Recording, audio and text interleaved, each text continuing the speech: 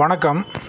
இன்றைக்கி தேதி வந்து 7th மே 2026 ஈவினிங் மணி 7:45 ஆகுது. இன்றைக்கி வந்து நம்ம என்ன பண்ணலாம் அப்படின்னா வந்து எம்சிஓபி கேஸு, ஓகேவா, அதை பற்றி பார்ப்போம். எம்சிஓபின்னா motor accident claim original petition. அதாவது ரோட்டில் ஆக்சிடெண்ட் ஆகிடுச்சு, கை போயிடுச்சு, கால் போயிடுச்சு, தலையில் அடிபட்டுடுச்சு, எலும்பு உடஞ்சி போச்சு, பெர்மனண்ட் டிசேபிலிட்டி அண்டு பார்ஷியல் டிசேபிலிட்டின்னு சொல்லுவாங்க, ஓகேங்களா. உயிரே போயிடுச்சு, ஃபேட்டல் டெத்து அப்படின்வாங்க, ஓகேங்களா.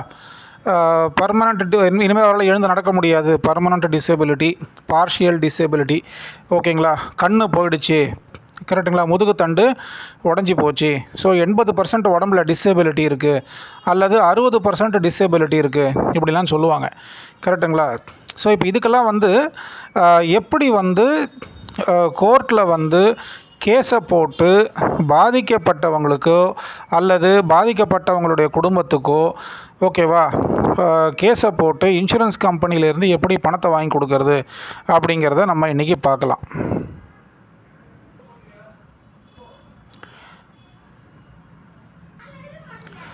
அதாவது எம்சிஓபியில் ஒரு ஃப்ரெஷ் கேஸ், அந்த ஃப்ரெஷ் கேஸை ஆன்லைனில் ஃபைல் பண்ணுறது எப்படி, ஓகேங்களா. ஆன்லைனில் ஃபைல் பண்ணுறது எப்படின்றத பற்றி நான் சொல்லலை.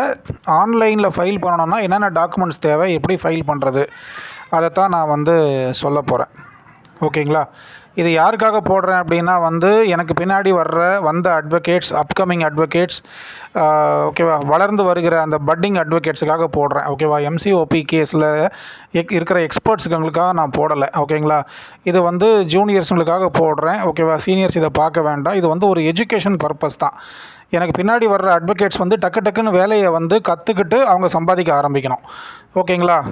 ஜூனியராக இருக்கும்போது ஏழ்மை நிலையில் இருப்பாங்க, ஓகேவா. யார் எவ்வளோ பெரிய பணக்காரனாக இருந்தாலும் வக்கீல் துறையில் வந்துட்டான் அப்படின்னா ஃபஸ்ட்டு ஒரு 5 வருஷம் அவன் ஏழையாடுவான். அவனுக்கு வறுமைனா என்னன்னு தெரிஞ்சிடும். தரித்திரம் வந்து அவனை ஆட்கொண்டு விடும், கரெக்டுங்களா. ஸோ அந்த தரித்திரத்திலேருந்து எப்படி வந்து வெளியே வர்றது, கரெக்டுங்களா. அதுக்காகத்தான் இந்த வீடியோவை எல்லா வீடியோவும் அப்படி தான். நான் எதுக்காக வீடியோ போடுறேன்னா, என்னுடைய வக்கீல் சமூகம், எனக்கு பின்னாடி வர்ற என்னுடைய பிள்ளைகள் வந்து அவங்க வந்து வக்கீல் வேலையை சீக்கிரம் கற்றுக்கிட்டு அவங்க டக்குன்னு பணம் சம்பாதிக்கணும், கரெக்டுங்களா இல்லையா. அதுக்காகத்தான் நான் வந்து, ஏன்னா அவங்க கற்றுக்கிறதுக்கே லேட் ஆகும். என்னால் முடிஞ்ச ஒரு சின்ன உதவி என்னன்னா, என் பின்னாடி வர்றவங்களுக்கு என்னென்ன இது ஒரு கேஸா, இந்த கேஸுக்கு என்னென்ன டாக்குமெண்ட் தேவை, இந்த டாக்குமெண்ட்லாம் கொண்டு போய் கோர்ட்டில் போடு, கேஸ் டக்கு நம்பர் ஆகிடும், ஃபைல் பண்ணி விடு, ஓகேவா. நம்பர் ஆகிடும், ஒரு 1000 ரூபா அவன்கிட்ட ஃபீஸை வாங்கிக்கோ. அந்த 1000 ரூபா அவனுக்கு போய் சேரணும், கரெக்டுங்களா. அவன் வெறும் கையோடு போகக்கூடாது. எந்த அட்வொகேட்டும் வீட்டுக்கு போகும்போது வெறும் கையோடு போகக்கூடாது. ஒரு 500 1000 கொண்டு போகணும். அதுக்குண்டான முயற்சியில் தான் நான் ஈடுபடுறேனே தவிர மற்றபடி வேறு எதுவும் கிடையாது, ஓகேவா. பியூர்லி இந்த வீடியோ வந்து எஜுகேஷன் பர்பஸ் மட்டும்தான்.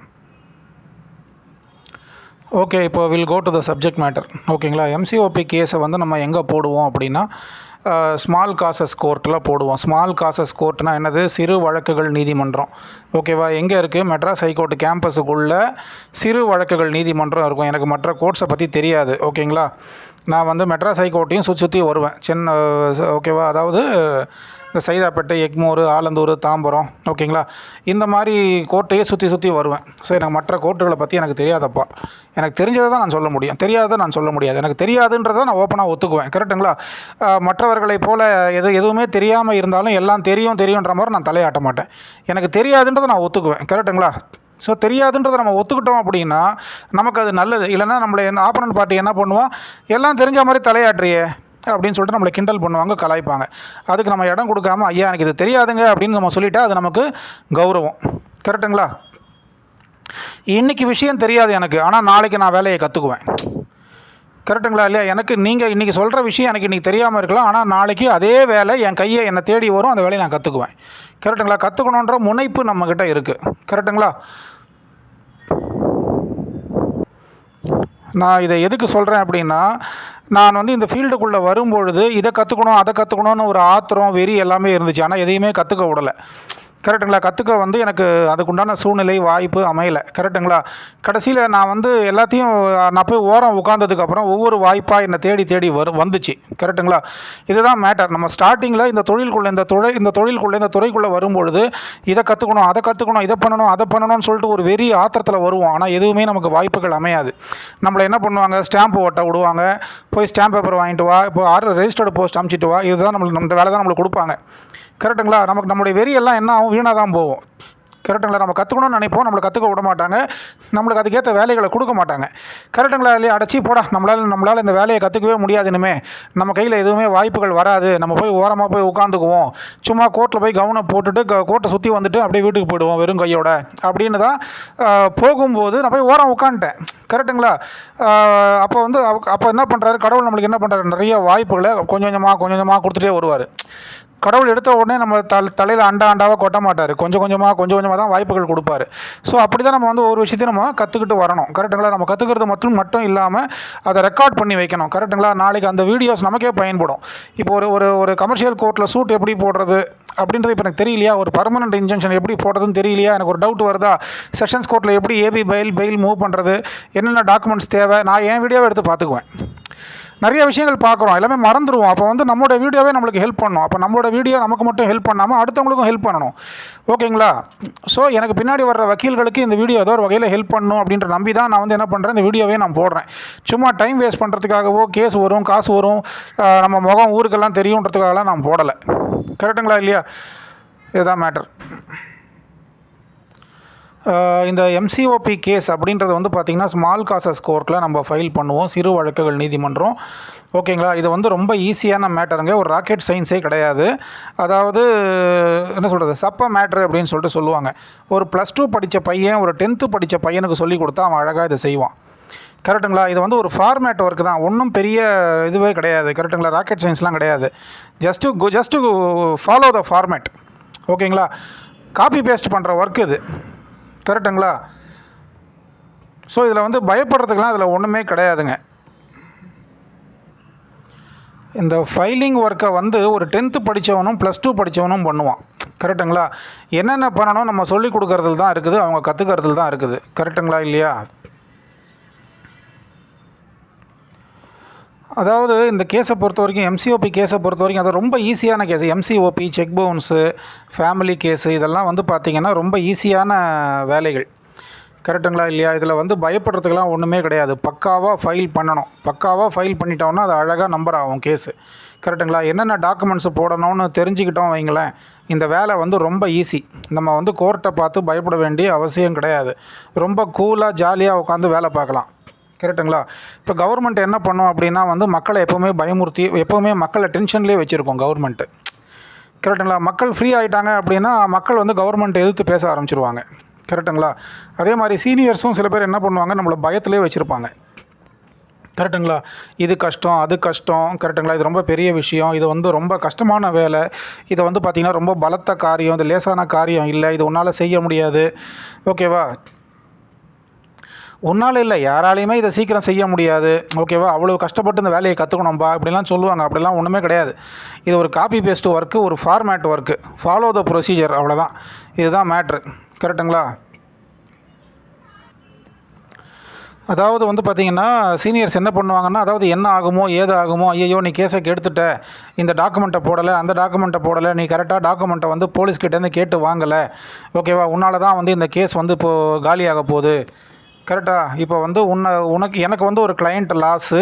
ஓகேவா? கிளையண்ட் எனக்கு ஃபீஸ் தர போகிறது கிடையாது, எல்லாத்துக்கும் காரணம் நீ தான் அப்படின்ற மாதிரி நம்மளை சில பேர் என்ன பண்ணுவாங்க, பயமுறுத்தி வைப்பாங்க. நம்மளும் பயந்து என்ன ஆகும், நமக்கும் பீஸ் ஆஃப் மைண்டு போயிடும். கரெக்டுங்களா? ஸோ அதுக்காக தான் கேஸை நல்லா கற்றுக்கணும், அதனுடைய ஸ்டேஜ் என்னன்றதை கற்றுக்கணும். அப்போ தான் தைரியமாக போய் ஜட்ஜு முன்னாடி நிற்க முடியும். கரெக்டுங்களா? அதாவது என்னென்ன டாக்குமெண்ட்டு போடணும்னு தெரிஞ்சுக்கணும். கரெக்டுங்களா? இந்த டாக்குமெண்ட்டை போடலை, இந்த டாக்குமெண்ட்டு தான் முக்கியமான டாக்குமெண்ட்டு கேஸுக்கு, இந்த டாக்குமெண்ட்டை நீ போடவே இல்லை, ஸ்டார்டிங்லேயே போடணும், எண்டில் கொண்டு போடுற. கரெக்டாக இல்லையா? இதனால் ஜட்ஜு கண்டிப்பாக இந்த கேஸுக்கு கம்மியாக தான் ஆர்டர் போடுவார், எல்லாமே உன்னால் தான். கரெக்டாக? கேஸை கெடுத்ததே நீ தான் அப்படின்ற மாதிரி நம்மளை நோக்கி ப்ரொஜெக்ட் பண்ணுவாங்க. இதெல்லாம் எனக்கு நடந்திருக்குது. ஓகேவா? இனிமேலும் நடக்கும், வர்ற ஒவ்வொருத்தருக்கும் இது நடக்கும். கரெக்டுங்களா? அதுக்கு தான் வேலையை நல்லபடியாக கற்றுக்கணும். யார் சொல்லி கொடுக்குறாங்களோ அவங்கக்கிட்ட காது கொடுத்து கேட்டு அவங்களுக்கு மரியாதை கொடுத்து அந்த வேலையை கற்றுக்கணும். இதுதான் நாம் நாளைக்கு முன்னேறத்துக்கு தனியாக சொந்த காலில் நிற்கிறதுக்கு உண்டான வழி. ஓகேவா? ஷார்ட்கட்டே கிடையாதுங்க. உழைச்சா தான் முன்னேற முடியும், பவ்யமாக இருந்தால் தான் முன்னேற முடியும், சீனியர்ஸுக்கு மரியாதை கொடுத்தா தான் முன்னேற முடியும். ஓகேவா? கண்ணியமாக நடக்கணும். ஓகேவா? அப்போ தான் வாழ்க்கையில் முன்னேறவே முடியும், இல்லைனா ஒன்றும் சொல்கிறதுக்கு இல்லை. நம்மள வந்து பார்த்திங்கன்னா டார்கெட் பண்ணுவாங்க. கரெக்ட்டுங்களா? ஏன்னா ஒருவேளை நம்ம நல்லபடியாக பர்ஃபார்மன்ஸ் பண்ணுறதா இருந்தால் கண்டிப்பாக நம்மள டார்கெட் பண்ணுவாங்க. எல்லாமே உன்னால தான், நீ தான் அந்த கேஸை கெடுத்த. இப்போ வந்து அந்த கிளையண்ட்டுக்கு நல்ல ஃபீஸ் கிடைக்க போகிறது கிடையாது. எனக்கு கேஸு போச்சு, எனக்கு ஒரு கிளையண்ட்டு போச்சு. இந்த டாக்குமெண்ட்டை நீ முதல்லயே போடணும், கடைசியாக கொண்டு வந்து போடுற. எல்லாத்துக்கும் நீ தான் காரணம். எல்லா லாஸுக்கும் இழப்புக்கும் நீ தான் காரணன்ற மாதிரி பேசி நம்மளை வந்து என்ன பண்ணுவாங்க, பிபியை உண்டாக்கிடுவாங்க நம்மளுக்கு. நமக்கு ஒரு குற்ற உணர்ச்சி வந்துடும், நமக்கு ஒரு பயம் வந்துடும், நம்மளும் ஆடி போயிடுவோம். கரெக்டுங்களா இல்லையா? இதெல்லாம் எனக்கு நடந்திருக்கு. ஓகேங்களா? எம்சிஓபின்றது ஒன்றுமே இல்லை. ஸோ பதறாமல் கொள்ளாமல் என்னென்ன டாக்குமெண்ட்ஸ் வேணும்னு தெரிஞ்சுக்கிட்டு அதை அப்படியே ஃபாலோ பண்ணாலே போதுமானது. சூப்பராக வந்து கேஸ் வந்து நம்பர் ஆகும். கரெக்டுங்களா? எல்லா டாக்குமெண்ட்டையும் முதல்லையே போட்டுறணும். எல்லா டாக்குமெண்ட்டையுமே கிளைண்ட்டுக்கிட்ட கேட்டு வாங்கணும். கரெக்டுங்களா? கிளைண்ட்டு வந்து ஃபஸ்ட்டு நம்மக்கிட்ட வரும்பொழுது அவருக்கு ஒன்றுமே தெரியாமல் தான் நம்மக்கிட்ட வருவார். கிளையண்ட்டு வந்து இது என்ன சொல்கிறது சார், இந்த ஆக்சிடெண்ட் அப்பா செத்து போயிட்டாருன்னு சொல்கிறீங்க, ஃபேட்டல்னால் என்ன சொல்கிறது, ஃபேட்டல் டெத்து அப்படின்னு சொல்லிட்டு சொல்லுவாங்க. ஓகேவா? துர்மரணம். அப்பா ஆக்சிடெண்ட்டு செத்து போயிட்டாருன்னு சொல்கிறீங்க, அதனோட டாக்குமெண்ட்ஸ்லாம் கொண்டு வந்து கொடுங்க சார்னா அந்த டாக்குமெண்ட்லாம் எதுவுமே என்கிட்ட இல்லைன்னு தான் கிளைண்ட்டு சொல்லுவார்.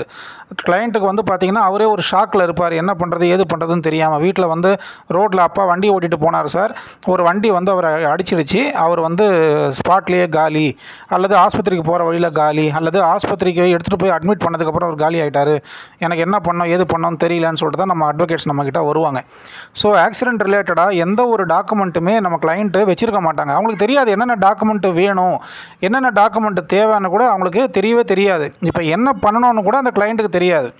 ஏன்னா நம்ம ஊரில் வந்து எல்லாருமே முன்ன பின்ன செத்தா தானே சுடுகாடு தெரியும்.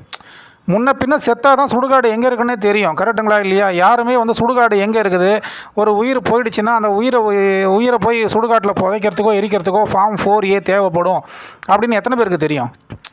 ஒரு உயிர் செத்து போயிடுது. ஓகேவா? உடம்பு வந்து பொணமாக கிடக்குது. அப்போ வந்து என்ன பண்ணணும், பக்கத்தில் இருக்கிற எரியூட்டு மைதானத்தில் கொண்டு போய் அந்த பாடியை எரிக்கணும். அப்போ அதுக்கு ஃபார்ம் 4A சர்டிஃபிகேட்டுன்னு ஒன்று தேவைப்படுது. அதில் வந்து டாக்டர் வந்து அதில் கவர்மெண்ட் டாக்டர் தான் அதில் சீல் அடித்து சைன் பண்ணணும். அந்த கவர்மெண்ட் டாக்டர் சீல் அடித்து சைன் பண்ணுறதுக்கு அவர் எந்த காசும் வாங்கக்கூடாது. கரெக்டுங்களா இல்லையா? அதை கொண்டு போய் எரியூட்டு மைதானத்தில் கொடுத்தா தான் அவங்க எரியூட்டு ரசீதுன்னு ஒன்றத்தை கொடுப்பாங்க. அதுக்கப்புறம் வந்து நம்ம என்ன பண்ணோம், அவங்க பாடியை எரிக்கிறதுக்கு நம்ம காசு கொடுக்க வேண்டிய அவசியம் கிடையாது. அது மின்மயானம் கவர்மெண்ட் நமக்கு ஃப்ரீயாக திறந்து வச்சுருக்குது. கரெக்டாக இல்லையா? இருந்தாலும் அவங்க காசு கேட்பாங்க. நம்ம 800 1000 நம்ம அவங்களுக்கு கொடுத்தா தான் பாடியை எரிப்பாங்க. கரெக்டுங்களா? இதெல்லாம் எப்படி தெரியும்? முன்ன பின்ன செத்தாதாங்க சுடுகாடு தெரியும். முன்ன பின்ன சாகாதவங்க எங்கள் வீட்டில் எந்த ஒரு இடமும் உழவே இல்லை அப்படின்னா எனக்கு சுடுகாட்டை பற்றி தெரியுமா? தெரிய வாய்ப்பு கிடையாது. அதே மாதிரி தான் அப்பா நல்லா இருக்கிற குடும்பம் திடீர்னு ஆக்சிடெண்ட்டில் ஒருத்தர் போயிட்டாரு அப்படின்னா அந்த குடும்பம் தள்ளாடிடும். கரெக்டுங்களா? என்ன பண்ணணும் ஏது பண்ணணும் அப்படின்லாம் அவங்களுக்கு தெரியாது. அப்போ வக்கீல் தான் அவங்களுக்கு அசிஸ்டன்ஸ் கொடுக்கணும். வக்கீல் நம்ம வந்து அவங்களுக்கு அசிஸ்டன்ஸ் கொடுக்கறதுக்கு ரெடியாக இருந்தாலுமே ஃபஸ்ட்டு அவங்க நம்மளை நம்ப மாட்டாங்க, நம்ம மேலே சந்தேகப்படுவாங்க. வக்கீலா அப்படின்னு சொல்லிட்டு அவங்க பார்க்கும்போதே நம்மளை பார்த்து ஒரு 10 அடி தள்ளி தான் போவாங்க. ஆனாலும் வேறு வழி இல்லை.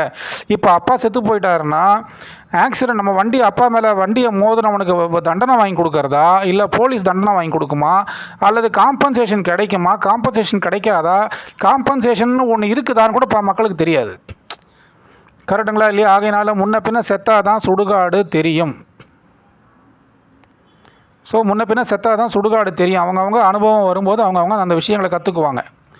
கரெக்டுங்களா? இதுதான் மேட்ரு. ஸோ அப்போது கிளைண்ட்டுக்கிட்ட எல்லா டாக்குமெண்ட்ஸையும் முன்னாடியே வாங்கணும்னு சொல்கிறீங்களே, அப்போ அந்த கிளைண்ட்டுக்கு எல்லா டாக்குமெண்ட்டும் வச்சுருப்பானா? அந்த கிளைண்ட் எந்த டாக்குமெண்ட்டும் வச்சுருக்க மாட்டான்.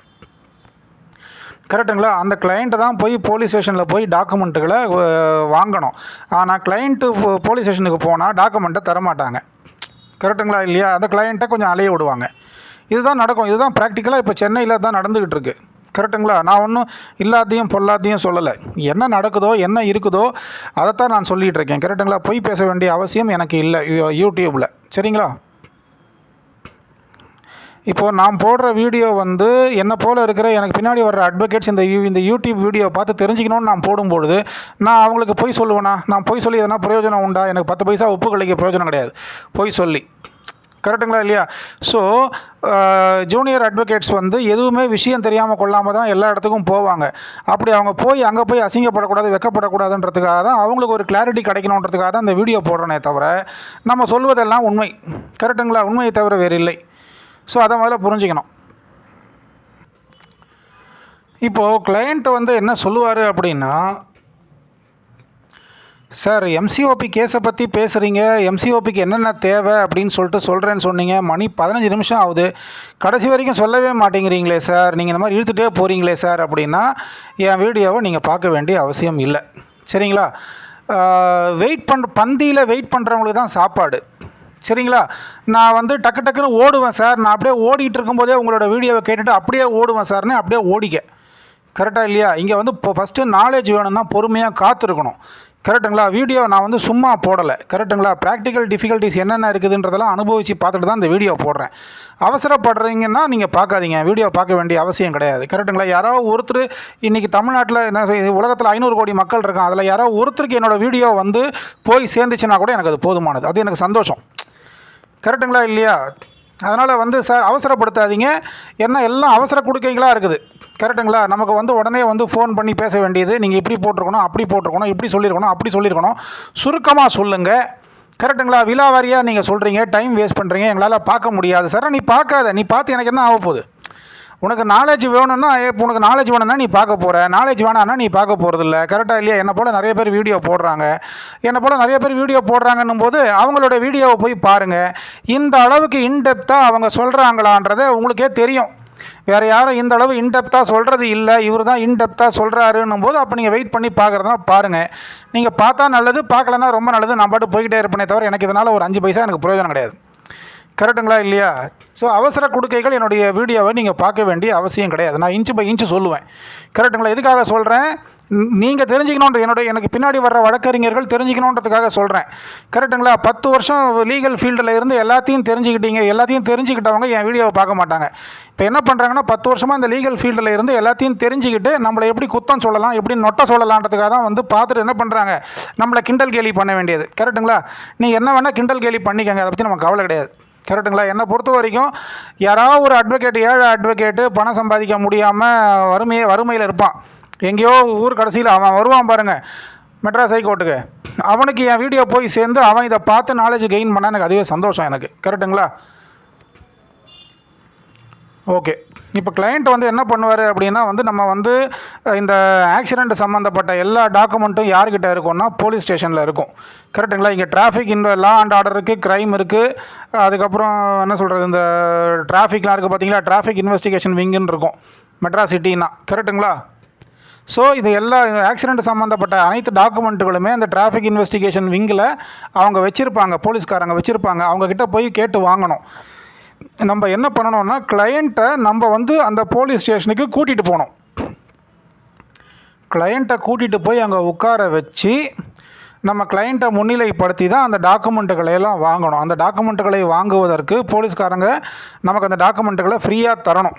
அவங்க அதை காசை வாங்கிக்கிட்டு தரக்கூடாது. அப்படி காசு வாங்குறாங்கன்னா அது சட்டப்படி அது குற்றம். சரிங்களா? கிளையண்ட் என்ன பண்ணுவார்னா, சார் நீங்கள் போலீஸ் ஸ்டேஷன் வாங்க சார் அப்படின்னா கிளையண்ட்டை வந்து போலீஸ் ஸ்டேஷனை பார்த்தாலே பயப்படுவார். நான் எப்படி சார் வர்றது அப்படின்னுவார். சரி, அப்போ வேணால் உங்கள் பக்கத்து வீட்டுக்காரனை கூப்பிட்டு போட்டோங்களா? என்ன சார் பேசுகிறீங்க, நீங்கள் தான் சார் கிளைமண்ட்டு, நீங்கள் தான் வந்து பாதிக்கப்பட்ட நபர், உங்களுக்கு தான் நான் கேஸை பணத்தை வாங்கி கொடுக்கணும் கோர்ட்டில் கேஸை போட்டு. நான் எப்படி சார் வர்றதுனா நான் பக்கத்து வீட்டுக்காரனையை கூப்பிட்டு போக முடியும்? கரெக்டுங்களா இல்லையா? ஸோ இப்போ மேட்டர் வந்து என்னென்னா, சார் இல்லை சார் எனக்கு போலீஸ் ஸ்டேஷனை பார்த்தாலே பயமாக இருக்குது, எனக்கு ஜெயராஜ் பென்னிக்ஸ் கேஸ் தான் ஞாபகத்துக்கு வருது, காக்கி சட்டையை பார்த்தாலே நான் வந்து பேண்ட்லேயே உச்சா போயிடுவேன் சார்னா நான் கூட இருக்கிறேன், நீங்கள் வாங்க சார் அப்படின்னு சொல்லிட்டு நம்ம அவங்கள கூட்டிகிட்டு போனோம்னா நம்ம காரியம் நடத்தணும், வேலையை முடிக்கணும். நம்ம கேஸை 6 மாதத்துக்குள்ளே, ஒரு எம்சிஓபி கேஸ்னால் 6 மாதத்துக்குள்ளே போட்டு கேஸை நம்பர் பண்ணி ஆகணும். ரூல்ஸ் இது தான். கரெக்டுங்களா? அடுத்த வீடியோவில் பார்க்கலாம் இன்ஷா அல்லாஹ். பை.